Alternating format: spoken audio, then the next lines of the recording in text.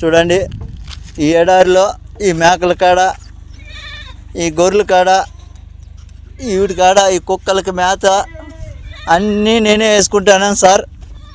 ఒకడు నా భార్య చెప్పిన ఎడారిలో వేసేయినారు. చూడండి, చుట్టూ ఒక చెట్టు లేదు, చేమ లేదు, ఏమీ లేదు. నాకు బతకాలని లేదు సార్, నాకు ఈడు ఉండాలని లేదు.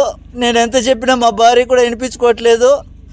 ఎవరు చెప్పినా కూడా నా మాట నమ్మడం లేదు. ఆ పావురాలకి, ఈ కుక్కలకి అన్నిటికీ మేత, మంచి చెడ్డ అన్నీ చూడాలి. ఒక్కొక్క రోజు వాళ్ళు వచ్చినారంటే నైట్ 3 అయినా నిద్ర ఉండదు, 4 అయినా నిద్ర ఉండదు సార్. కోళ్ళకి, ఇక్కడ బాతులకి, ఇట్లా కోళ్ళకి అన్నిటికీ మేత చూసుకోవాలి. చెట్లు వచ్చేసి 2 కిలోమీటర్లు ఉన్నాయి సార్. ఆవిడికి నీళ్ళు ఎత్తుకుపోయి పోయాలా, క్యాన్లతో నీళ్లు మోసుకొని పోవాలా. ఈ జనరేటర్లు ఒకటంటే ఒకటి పని చేయడం లేదు. వాళ్ళకి చెప్తే వాళ్ళు కనీసం పట్టించుకోవడం లేదు.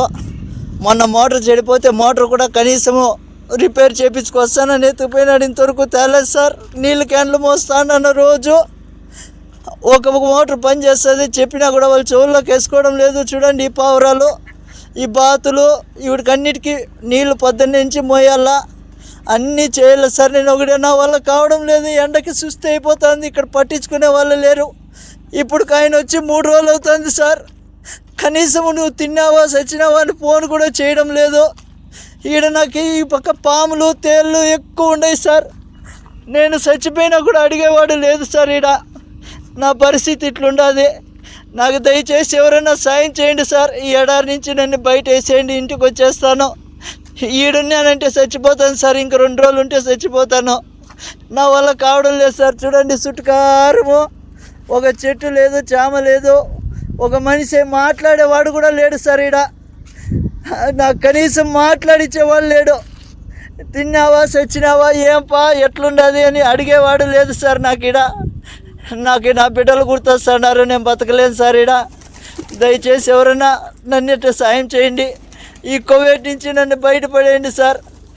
ఏం చెప్పినా కూడా ఏజెంట్ కూడా కానీ నా మాట వినడం లేదు సార్. డబ్బులు కట్టు అంటున్నారు. నా కాడ అంత డబ్బులు లేదు.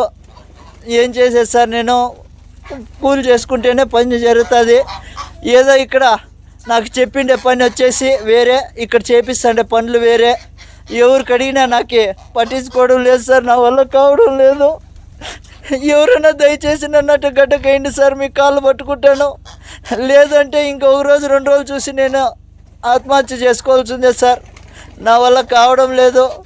మీకు ఎవరికన్నా కానీ దయ ఉంటే నా పైన కొద్దిగా దయ చూపించండి.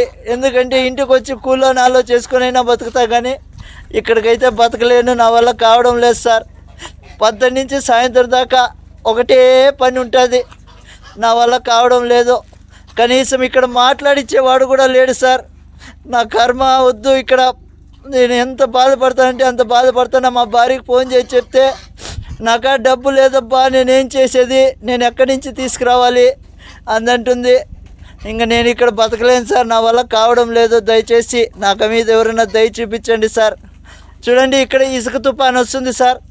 ఆ రోజు వాళ్ళకి చెప్పినా కూడా వాళ్ళు రారు. ఇసుక తుఫాను ఉంటే రారు వాళ్ళు.